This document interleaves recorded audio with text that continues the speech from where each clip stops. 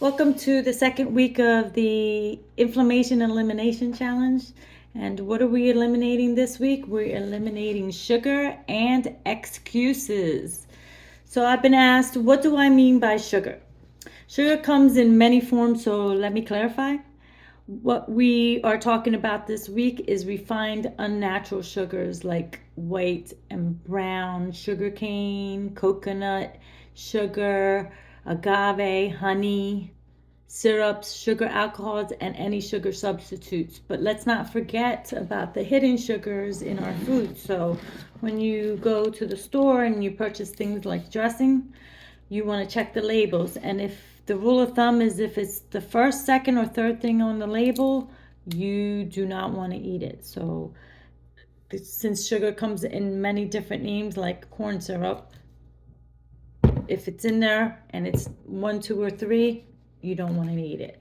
So don't worry about starchy sugars. We're taking baby steps here, so we'll be eliminate those types of sugars in the next couple weeks.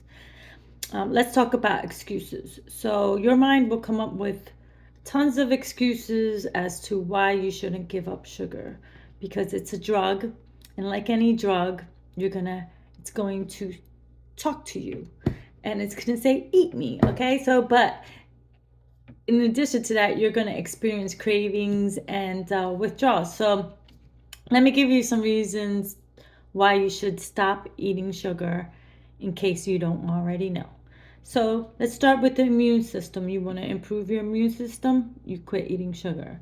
It will increase your energy to quit eating sugar. You no longer will have those sugar crashes. You'll sleep better. It'll improve your gut health. It'll promote weight loss and improve your metabolism. It'll reduce inflammation and joint pain. It will improve your focus and mood and reduce depression. It will lower your risk of diseases such as type 2 diabetes, cancer, heart disease, dementia, to name a few. It will improve your skin. And most of all, it'll break this little nasty addiction to this little nasty drug. So if that's not enough, like my friend Olivia said today, if it's either the sugar or the bathing suit. So let's go. Okay, so what are we introducing this week? This week, to combat the sugar cravings and the withdrawals, we are going to introduce 1 to 3 servings of fruit. But I want you to be careful of the fruits you choose. You do not want to eat fruits that are high in sugar. You want to choose fruits that are a little bit lower on the sugar scale and are like berries, like strawberries, blueberries, raspberries, blackberries. There's some of my favorites. You can eat grapefruit. You can eat honeydew. So stay away from fruits like bananas and cherries that are high in sugar.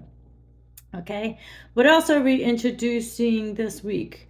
I want you this week to mindfully eat. So we're going to introduce mindful eating. I want you to take notice of what you're eating, where you're eating, when, why you're eating, and I want you to journal about it. Are you eating because you're stressed out? Are you eating because you're bored? Are you eating in your car? Are you eating at your desk? And once you've observed how you're eating, I want you to try to build some healthier habits around it. So make some time for eating. Eat at the table.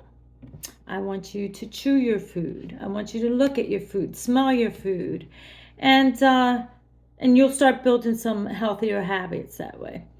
The last thing I want to say is to be proud of this positive change that you're making. And if you happen to make them, to mess up, don't worry about it. Be kind to yourself and start over again, and don't give up. We're taking baby steps here, and we have 11 weeks to perfect it because we're in it to win it, right? So let's do this. See you next week.